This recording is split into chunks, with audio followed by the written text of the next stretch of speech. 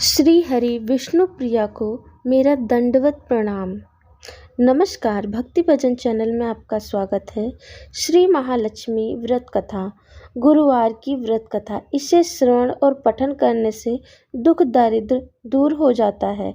श्री लक्ष्मी माता की कृपा से सुख संपत्ति ऐश्वर्य प्राप्त होती है, मन की इच्छा पूरी होती है। श्री महालक्ष्मी माता के अनेक रूप तथा नाम हैं।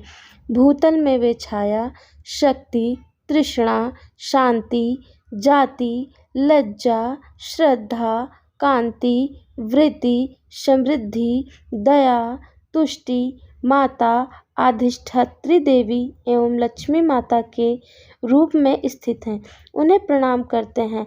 कैलाश पर्वत पर माँ पार्वती, क्षीर सागर में सिंधु कन्या, स्वर्ग में महालक्ष्मी, भूलोक में लक्ष्मी, ब्रह्मलोक में सावित्री, ग्वालों में राधिका, वृंदावन में रसेश्वरी, चंदनवन में चंद्रा, चंपा कवन में गिरजा, पदवन में पाद्य, मल्टी में मालती, कुंदावन में कुंदवती, केतकी वन में सुशीला, कंदम वन में कंदमाला, राजप्रसाद में राजलक्ष्मी, घर घर में गृहलक्ष्मी इन विभिन्न नामों से पहचानी जाती हैं। इस तरह सर्वदा चारों ओर सर्वभूत में सुपरिचित माता श्री लक्ष्मी जी की यह कथा अब हम इसका श्रवण पठन करेंगे। भारतवर्ष में के सौराष्ट्र देश में द्वापर युग की यह कहानी है। सौराष्ट्र में उस समय भद्रश्रवा नाम के राजा थे। वे बड़े पराक्रमी राजा थे।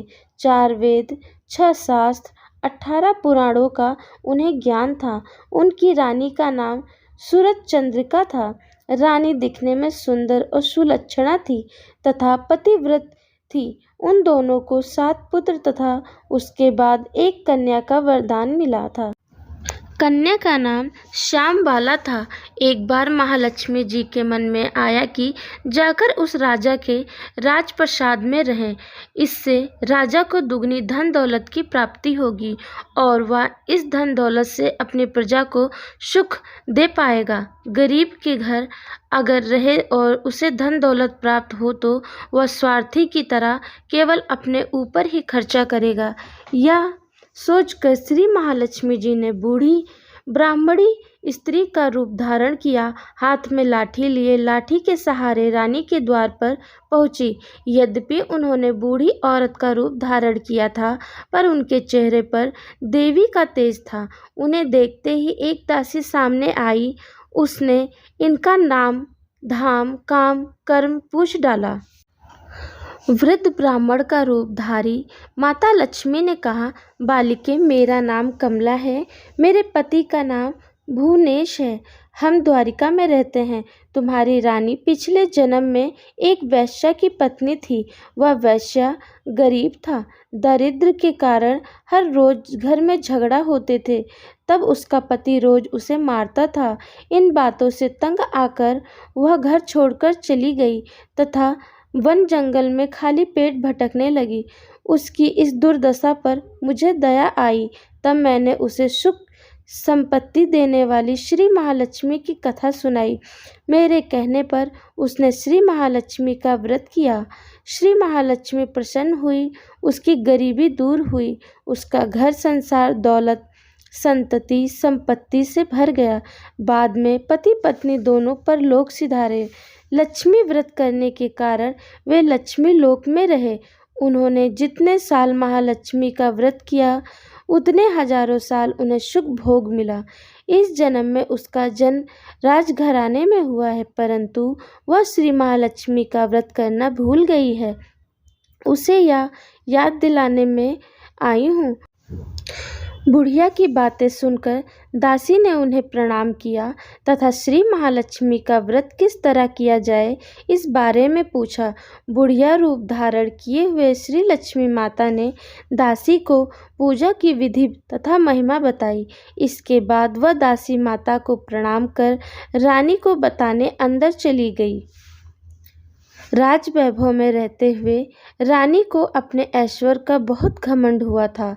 संपत्ति तथा अधिकार की वजह से वह उन्मत्त हो गई थी। दासी द्वारा बताई गई बुढ़िया की बातें सुनकर वह आग बबूला हो गई। राजद्वार पर आकर बुढ़िया रूपी श्री महालक्ष्मी पर बरस पड़ी। उसे यह मालूम नहीं था कि श्री महालक्ष्मी माता बुढ़िया का रूप धारण कर के उसके द्वार पर आई हैं, परंतु रानी का इस कदर रूप का बर्ताव तथा अपना अनादर देख माता ने वहां ठहरना ठीक न समझा। वे वहां से चल पड़ी।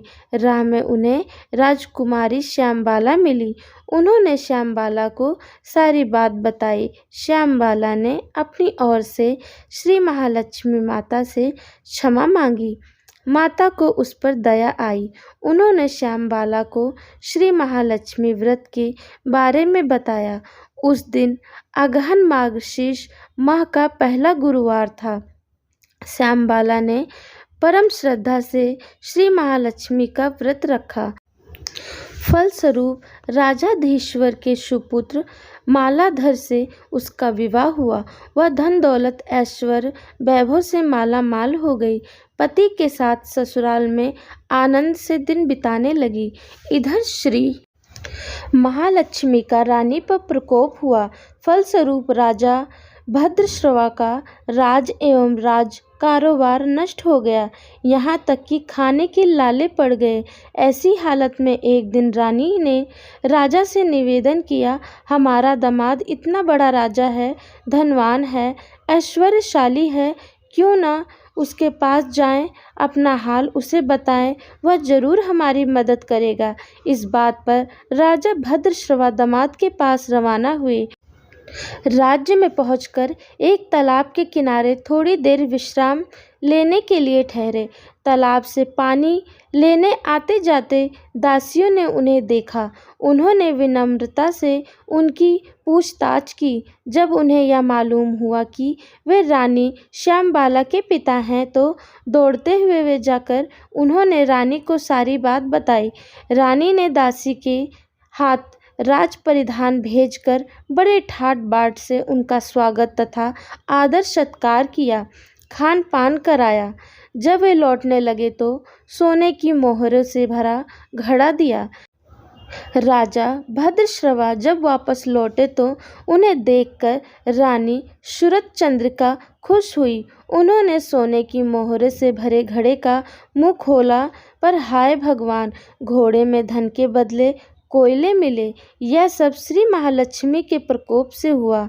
इस प्रकार दुर्दशा में और कई दिन बीत गए। इस बार रानी स्वयं अपनी कन्या के पास गई। वह दिन अगहन माह का अंतिम गुरुवार था।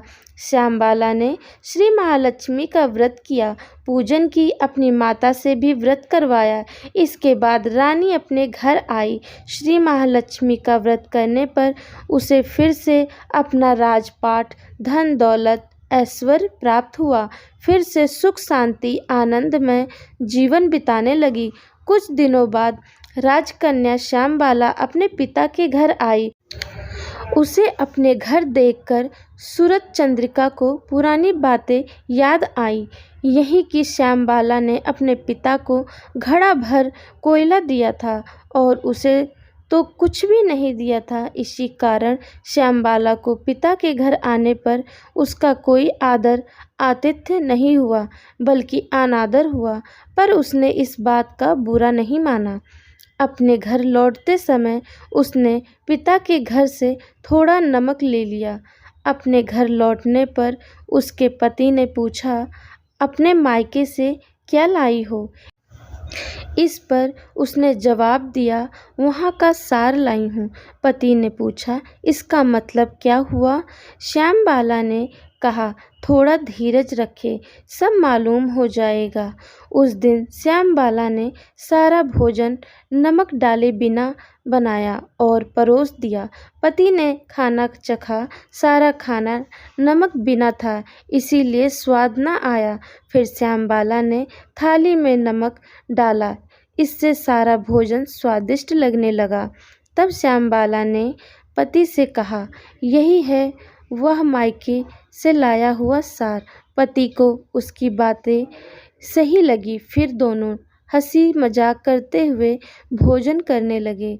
कहा गया है कि इस तरह जो कोई श्रद्धा भाव से श्री महालक्ष्मी की पूजा करे उसे माता की कृपा प्राप्त होती है, सुख संपत्ति शांति प्राप्त होती है, सभी मनोकामनाएं पूरी होती हैं। परंतु यह सब प्राप्त होने पर माता की पूजा को भूलना नहीं चाहिए। हर गुरुवार को व्रत का पाठ अवश्य करना चाहिए। इस तरह श्री महालक्ष्मी की महिमा भक्तों की मनोकामना पूरी करती हैं। इस प्रकार श्री महालक्ष्मी की गुरुवार की कथा संपूर्ण होती है। बोलो श्री महालक्ष्मी देवी की जय। सबके भंडार पूरे करने वाली देवी की जय।